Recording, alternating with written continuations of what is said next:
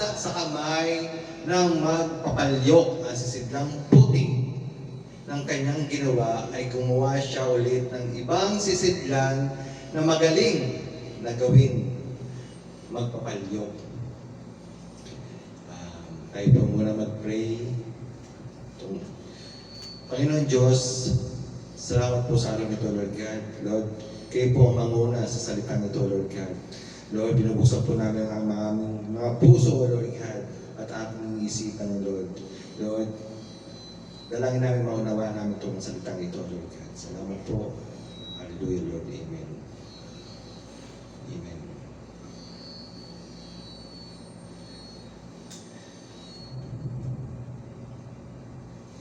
Ang Panginoon po ay nilikha niya po tayo sa kanyang imahe.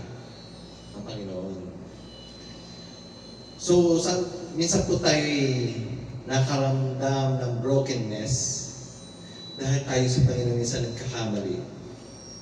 Bakit po ba tayo minsan nagkakamali? Kasi po, napapansin niyo po ba, ang demonyo, pag malayo sa atin, sigaw ng sigaw. Parang, ay! Di ba parang nai-struggle ka rin? Parang marami ka nararamdaman.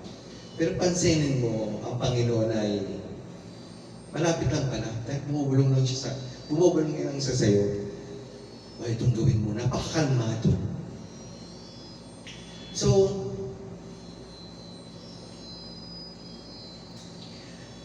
sa ating brokenness, sa ating mga pagkakamali, hinahayaan tayo ng Diyos magkamit para maunawaan mo ang mga bagay na pagkakamali.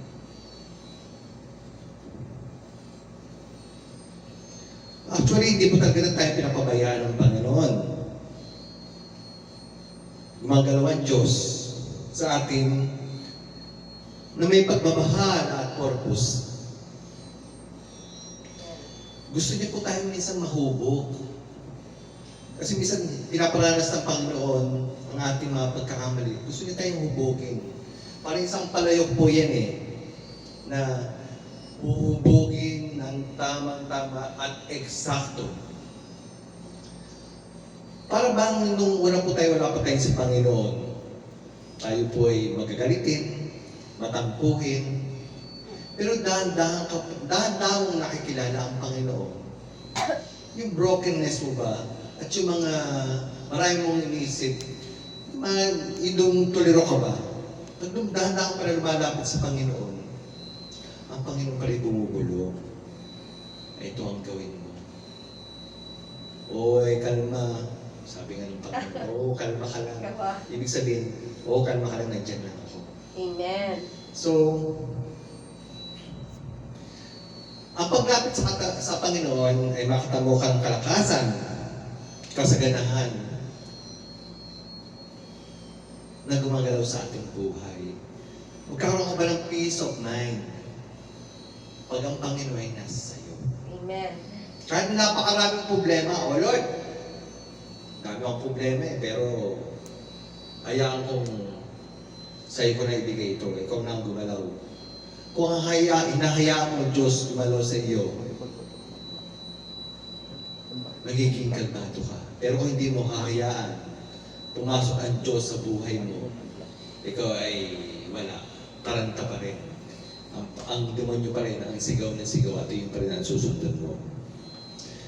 So, we encourage you mga kapatid, tayo po ay pag napapansin mo ikaw ay natataranta, at hindi ka mapakali, maramdaman mo ang Panginoon, lumalayo ka sa Panginoon. Pero pag ikaw'y nagiging kalmado, naririnig mo ang bulong ng Panginoon sa iyo. So, tumawag na po tayo sa Kanya. Amen. Sa araw-araw, sa pamamagitan ng panalangin dahil ang Diyos ay tumutugon sa ating suliranin. Yun lang po. So,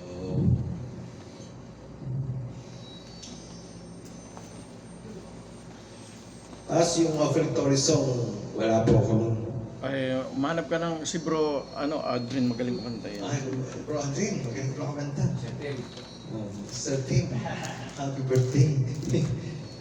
Ay, Sir Ed na lang. Mukhang magaling kumanta Sir Ed. Bro Marvin, masama mo ba ako rito? Kakanta tayo. Ayun. Ayun, gusto ko handa lang dito si Bro Marvin. Sasabi ka ba din?